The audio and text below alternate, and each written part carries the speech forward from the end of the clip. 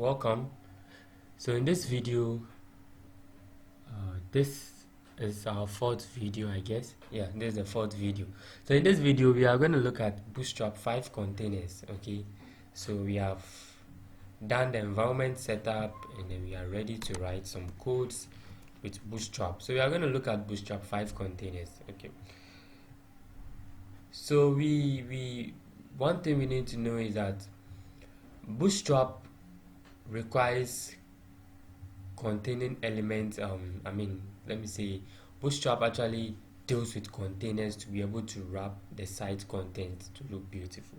So most of our things we will do with Bootstrap will be kept in a container so that our contents on the website can be properly wrapped and then arranged. Okay, and then containers are also used to, you know, let me say, they are like basically they are just used to wrap or to organize files on the website. Okay, so we have two types of containers. Okay, in Bootstrap there are two types of containers we can create. Now one thing you need to know is that Bootstrap is a framework. Okay, and then it has some predefined css styles for us. So if you look at the file that we linked into our project, which is the bootstrap.css, we have a lot of css codes here. I think this is about let me see, this is about 1878 lines of code. Sorry, 10,878 lines of code. You see, so they have a lot of bootstrap stylings for us that we will be using in our project. So most of the times we will be calling a lot of classes to be able to make our application get the effect of the Bootstrap. Okay, so and you will use a lot of div tag. You'll be using a lot of div tag in the application. Yes, because you'll be calling a lot of classes as well. So Bootstrap containers are just two. We have two types of containers in Bootstrap, and then we have the one container with a class, just container. So we have something like this.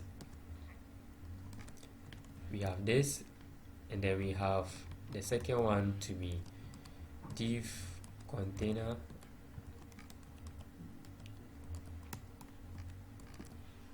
and we have this. So these are the two types of containers we have. We have the class container and then the class container fluid. So the difference is that the one with the class container, whenever you use it, it creates some padding at both left and right side of the application. So we are going to do an example and you will see what I'm talking about. And then the second one also does not create any padding for you, but then it takes the entire width of the screen, and it is very responsive in terms of other media devices, because that is the purpose for which Bootstrap came in, mobile first designs. Okay, so let me give some stylings to the first type of container we can create, and then I'll give a styling to the second one so that we can see the difference in what I'm saying. So I want to just give some little styling. Let me give it a height of, let's say, 200 pixels, and then let me change the background color so that we will be able to see what I am talking about. So the background color, let me make this one red. Okay, so I'm going to use the same styling for the second one, and then I'll just change the background color. So let me do it this way. All right, so I'll launch our application and then we will see what I mean by the two. We will see the difference between the two types of container. So now this is it. So if you look closely, you realize that the first div with just the class container has created some padding at the left and right side of our container. Okay, then the second type of container, which is a container fluid, does not have any padding created.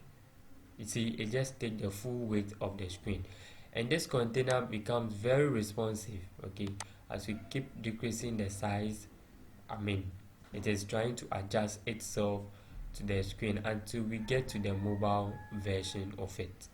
Yeah, so that is Bootstrap containers. And then one thing you also need to know is that every container that has been created in Bootstrap can be divided into 12 sub containers, or let me say 12 rooms or 12 cells. Okay, so we can create a container like this and we can divide it into 12, and then each of that division can also be divided into 12. So once we do some practicals, you'll be able to understand what I am talking about over here. We can divide this container into 12, and each of these divisions can also be divided into 12. Okay, and then that is the maximum. It wouldn't exceed that as well. So this is how to create containers in Bootstrap by just creating your div and using the class container or the container fluid class, which is the other way of creating container depending on the application you are building, depending on what you are doing. Do you get it? So with this, once we are taking the topics one after the other, so I'm not going to load a whole lot of tutorials in this video. I want you to get the videos. I'll try my best to make you understand the concept of Bootstrap. Okay, so I'll end this particular video here, and then in our next video we will look at the Bootstrap 5 grade basis, where we will learn how to divide our containers into rows and then columns. Okay, to divide them into, and then you get to understand why I'm saying, or how we can divide the container into 12, and each of that division can also be divided into 12. So once again, your comments will help me to improve on how I am doing the tutorial. So if you feel there is something I need to correct, there is something I need to do, there is something you don't understand, just leave it in the comments and then I'll work on it for you. And don't forget to like the video as well, and then if you have not subscribed, make sure you subscribe down there. So see you in our next video.